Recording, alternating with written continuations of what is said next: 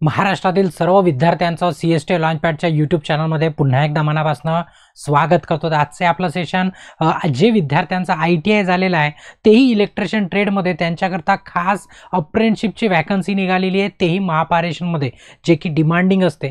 तर त्याच आधारित आजचं आपलं सेशन आहे. पण सेशनकडे वळण्याच्या अगोदर जर तुम्ही चॅनलवरती नवीन असाल तर आठवणीने काय करा, चॅनलला सबस्क्राईब करा आणि बेल आयकॉन दाबून ऑल नोटिफिकेशन ऑन करा, जेणेकरून जेव्हा केव्हा या प्रकारचा नवीन अपडेट असणार तर तुम्हाला त्याचं नोटिफिकेशन यायला हवं. कारण मिस नको व्हायला, कारण एकदा वेळ गेली की ती वेळ परत येत नाही, त्याच्याकरता नोटिफिकेशन पोहोचलं पाहिजे. ठीक आहे. आता आजची जी माहिती आहे ती कशाची आहे?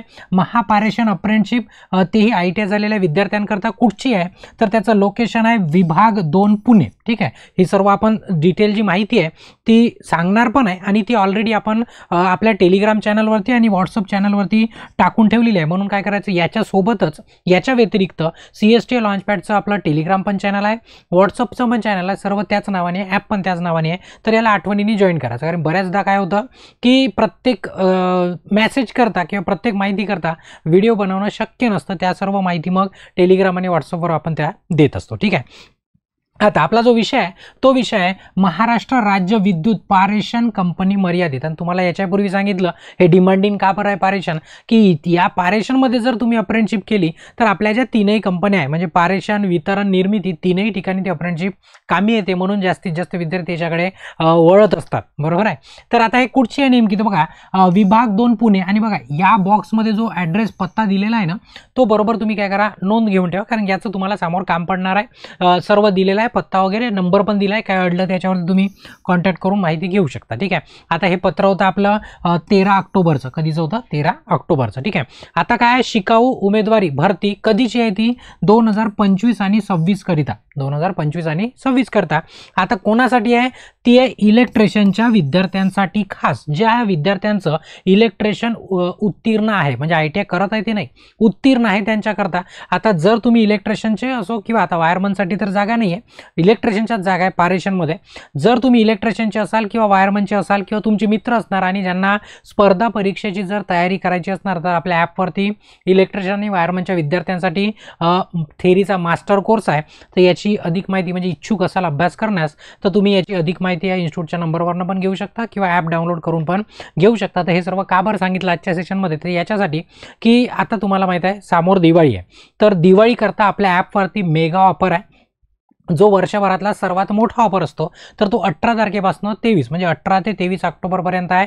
तर तुम्ही याचा लाभ घेऊ शकता इच्छुक असाल तर. म्हणजे एक सुवर्ण संधी म्हणू शकतो आपण, की म्हणजे नवीन सणाच्या दिवशी किंवा दिवाळीमध्ये आपण अभ्यासाची सुरुवात करू शकतो. याचा तुम्ही लाभ घेऊ शकता जर इच्छुक असाल तर. ठीक आहे. आता आपल्या विषयाकडे. विषय काय चालला होता आपला, की ज्यांचं इलेक्ट्रिशियन झालं आहे 25 आणि 26 करता त्यांना अप्रेंटिसशिपची हे आहे आणि कुठे त्याचे वेळ दिलेला आहे, म्हणजे किती कालावधीसाठी आहे तर कधीसाठी 1 वर्षाचं प्रशिक्षण आहे. किती आहे? 1 वर्षाचं प्रशिक्षण. पण त्याच्यासाठी काही अटी आणि शर्ती लागू आहे. तर नेमक्या काय अटी आणि शर्ती आहे त्या सर्व खालती आहे, मी तुम्हाला एक एक स्पष्टपणे सांगतो. आणि हे सर्व तुम्हाला ऑलरेडी आपल्या टेलिग्राम चॅनलवरती वगैरे अवेलेबल करून दिलेलंच आहे. ठीक आहे. आता बघा, एकूण पदांची संख्या किती आहे? 15 पद. सुरुवातीला सांगितलं, थंबनेलवरती लिहिलं पण होतं. किती आहे? 15 पद आहे, 15 वॅकन्सी आहे. त्याच्यासाठी तुम्हाला काय असणं, 10वी उत्तीर्ण असणं गरजेचं आहे. म्हणजे तुम्हाला 10वी पास असेल तर तुमच्या 10वीची मार्कशीट लागणार. एक. दुसरी, मान्यता प्राप्त औद्योगिक प्रशिक्षण संस्था. मग बऱ्याच जणांना प्रश्न पडतो, सर गव्हर्नमेंट का नाही? गव्हर्नमेंट असो किंवा तुमचं प्रायव्हेट असो, फक्त ते NCVT अफिलिएट असलं पाहिजे, एवढं फक्त लक्षात ठेवा. आता इथं NCVT शब्द वापरलेला नाही आहे, तरी पण NCVT असलं पाहिजे एवढं लक्षात ठेवा. तर 2 वर्षाचा त्याच्यामधनं तुमचा ITI झालेला पाहिजे, तोही वीजतंत्री. वीजतंत्री म्हणजे त्याला आपण इलेक्ट्रिशियन म्हणतो, इलेक्ट्रिशियनमध्ये. ठीक आहे. तर तुम्हाला काय करावं लागेल, 10वीची मार्कशीट, तुमच्या ITIच्या मार्कशीट आणि तुमचं आधार कार्ड तुम्हाला अपलोड करावं लागेल. आता मग तुम्ही म्हणाल सर अपलोड कुठं करायचं तेही सांगतो तुम्हाला. आता तुम्ही जुने असाल तर तुम्हाला ऑलरेडी माहिती आहे कुठे अपलोड करायचं, किंवा मी सांगतोच कुठे अपलोड करायचं आहे. ठीक आहे. त्याच्यानंतर तिसरा पॉईंट आहे की जर तुम्ही आरक्षणाचा लाभ घेत असाल, म्हणजे तुम्ही कॅटेगरीचा जर लाभ घेत असाल तर मग साहजिकची गोष्ट आहे, लाभ घ्याल तर त्याचा पुरावा द्यावा लागेल. तर सेम लाभ घेत असाल तर जातीचे प्रमाणपत्र तुम्हाला द्यावे लागेल जर लाभ घेत असाल तर, किंवा मग EWS मध्ये जर घेत असाल तर EWSचं पण तुम्हाला सर्टिफिकेट स्कॅन कॉपी सादर करावी लागेल. म्हणजे तुम्हाला त्या वेबसाईटवरती पण अपलोड करायचं अप्रेंटिसशिप पोर्टलच्या, आणि तुम्हाला आपल्या सोबत पण ठेवायचं. दोन गोष्टी झाल्या. त्याच्यानंतर कामाचे ठिकाण, नेमकं तुमची पोस्टिंग कुठे असणार किंवा कुठे तुम्हाला ट्रेनिंग दिली जाईल. तर तुम्हाला माहित आहे विभाग 2 पुणेमध्ये तुमचं हे होणार आहे. तर या विभागामध्ये पुणे विभागामध्ये बरेचसे सबस्टेशन आहे. ते 132 केवीचे आहे, 4 सबस्टेशन, 120चे आहे, 3 सबस्टेशन, कुठे गेला 3 सबस्टेशन आहे, 100चे पुन्हा 3 सबस्टेशन. याच्यापैकी तुमचा कुठेही नंबर लागू शकतो किंवा कुठे तुम्हाला पाठवू शकता.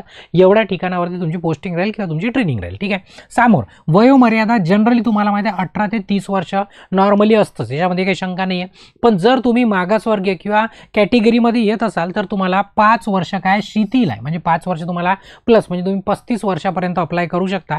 पण जर तुम्ही कोणत्याच कॅटेगरी येत नाही, ओपनमध्ये जर येत असाल तर तुम्हाला 30 वर्षापर्यंत मर्यादा 18च्या वर आणि 30च्या खाली असली पाहिजे. ठीक आहे. त्याच्यानंतर विद्यावेतन किती मिळणार, तर ते कंपनी ठरवणार किती द्यायचं. तर कंपनी आपल्या नियमानुसार तुम्हाला विद्यावेतन देईल, म्हणजे तुमचा राहायचा खायचा खर्च तिथे निघू शकतो. ठीक आहे. त्याच्यानंतर सर्वात महत्त्वाचा पॉईंट नंबर 7. आता बघा, सर्व अर्ज करणाऱ्यांना मी याच्यापूर्वी सांगितलं, आता मी ग्रीनमध्ये पण हायलाईट करून ठेवलं आणि तुम्हाला माहीत पण आहे की तुम्हाला हे जे आपलं अप्रेंटिसशिप पोर्टल आहे, apprenticeshippindia.org किंवा .gov.in या वेबसाईटवरती तुम्हाला काय करावं लागेल, नोंद करणे बंधनकारक आहे. रजिस्ट्रेशन करणंच आहे कंपल्सरी.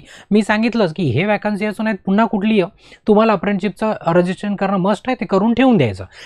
आता काय करायचं आहे, त्याच्यामध्ये तुम्हाला अप्लाय करायचं. फक्त रजिस्ट्रेशन केल्याने झालं का, नाही.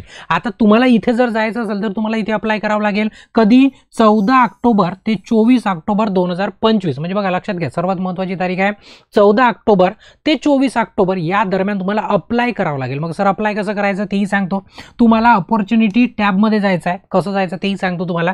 आणि तिथे तुम्हाला इस्टॅब्लिश नंबर हा एंटर करायचा, जो ई पासून सुरू होते. याच्याशिवाय तुम्हाला आता काही अप्लाय करता येणार नाही. म्हणजे सर्वात महत्त्वाचा नंबर आहे हा. याच्याशिवाय तुम्हाला कुठे जायचं आहे ते समजणार, म्हणजे एक प्रकारचा पत्ताच आहे त्या वेबसाईटवरचा असं म्हणू शकतो. काय करायचं, हा इस्टॅब्लिश नंबर कुठे टाकायचा, जसं तुम्ही अप्रेंटिसशिप पोर्टलवरती रजिस्ट्रेशन केलं, पूर्ण KYC वगैरे करून टाकायचं. आणि तुम्ही जसं लॉग इन केल्यावर तुमच्या डाव्या हातावरती माय अपॉर्च्युनिटी अशी तुम्हाला टॅब दिसते. काय दिसते, माय अपॉर्च्युनिटी अशी तुम्हाला इथे टॅब दिसते. त्या टॅबवरती क्लिक केलं की तुम्हाला इथे अपॉर्च्युनिटीचा असा बॉक्स येते. मग या अपॉर्च्युनिटीच्या बॉक्समध्ये जो सर्वात शेवटचा बॉक्स आहे त्या बॉक्समध्ये काय करायचं, जे मी आता तुम्हाला इस्टॅब्लिशमेंट नंबर सांगितला तो नंबर इथे एंटर करायचा. जसं E1020200060 केलं की तुम्हाला ऑटोमॅटिक इथे लिहूनच येईल. काय येईल, MSETCL म्हणजेच Maharashtra state electricity transmission company limited executive engineer असं लिहिलेलं. याच्यावरती क्लिक केलं की खाली तुम्हाला इथे दिसणार बरोबर डिव्हिजन 2 पुणे असं लिहिलेलं, म्हणजे खाली तुमचा बॉक्स येणार. आता तुम्हाला इथे एवढं मोठं दाखवू शकत नाही, मी याला थोडंसं तुम्हाला वरती करून दाखवतो. बघा, तर तुम्हाला इथे बघाल तर 13/10/2025 अशी पोस्टची डेट दिलेली आहे, लोकेशन दिलेली आहे पुणे महाराष्ट्र. फक्त इथं 23 मंथ दिले आहे, ते 23 मंथ नाही आहे, ते 12 मंथ आहे. किती आहे, 12 मंथ आहे. आता ते तिथं बसलेले अनपड आहे की काय त्यांनाच माहीत. आठवणीने तुम्हाला या तुमच्या लॉग इन मध्ये जाऊन तुम्हाला इथे अप्लाय करावं लागेल. काय करावं लागेल, अप्लाय करावं लागेल. एवढं लक्षात ठेवा, सर्वात महत्त्वाचं, अप्लाय केल्याशिवाय जमणार नाही. किती, 14 ते 24च्या दरम्यान, 14 ते 24च्या दरम्यान. ठीक आहे, कोणता, ऑक्टोबर महिना. एवढं लक्षात ठेवा, ही तारीख सर्वात महत्त्वाची. आता समोर, ठीक आहे, झालं अप्लाय केल्यानंतर पण संपायचं आहे, अजून संपायचं आहे. अप्लाय केल्यानंतर अर्जदारांना कळवण्यात येते की आता काय कळवण्यात येते की 30 ऑक्टोबरला, किती ऑक्टोबरला, 30 ऑक्टोबरला तुम्हाला स्वतः तिथं हजर राहायचं आहे. कसं हजर राहायचं आहे, 30 ऑक्टोबरला. म्हणजे बघा, तुम्ही 14 ते 24 अप्लाय केलं, त्याच्यानंतर 30 ऑक्टोबरला, कारण की तुम्हाला माहिती आहे बरेचसे असंख्य विद्यार्थी अप्लाय करतात पण जात नाही. मग त्याच्यामुळे या सर्व अटी ठेवल्या जातात. ठीक आहे. तर 30 ऑक्टोबर 2025 रोजी मूळ कागदपत्रांसह 2 छायांकित प्रतीसह, ठीक आहे, 2 छायांकित प्रती म्हणजे ओरिजिनल पण डॉक्युमेंट सोबत 2 बंच झेरॉक्सचे, ठीक आहे, निवडीसाठी उपरोक्त कार्यालयीन पत्त्यावर. आता तुम्ही म्हणाल सर कार्यालयीन पत्ता कोणता, मी तुम्हाला सुरुवातीला सांगितलं की त्या डब्यामध्ये मी डब्बा तो तुम्ही नोट करून ठेवा किंवा हे सर्व टेलिग्राम चॅनलवरती, व्हॉट्सअप चॅनलवरती ऑलरेडी टाकला आहे.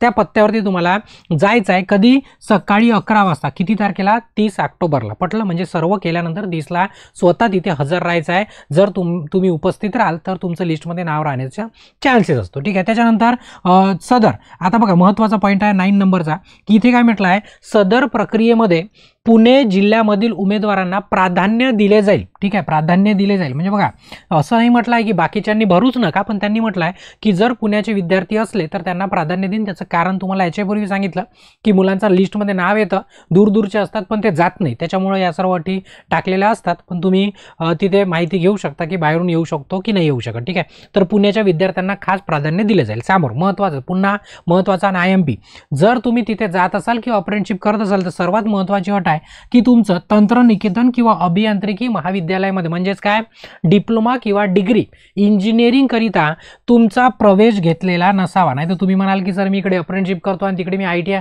झालाय माझं पॉलिटेक्निक इंजिनिअरिंग करतो, तसं जमणार नाही असं इथं लिहिलेलं आहे. ठीक आहे, पहा तुम्ही अप्रेंटिसशिप केल्यावर मग तुम्ही करू शकता, पण पहिले तुम्हाला हे जमणार नाही. त्याच्यानंतर तुमचं जे काही सिलेक्शन वगैरे होईल, निवड वगैरे होईल, ते सर्व तुम्हाला ईमेलवर कळवण्यात येईल. बघा याची काही तारीख नसतं.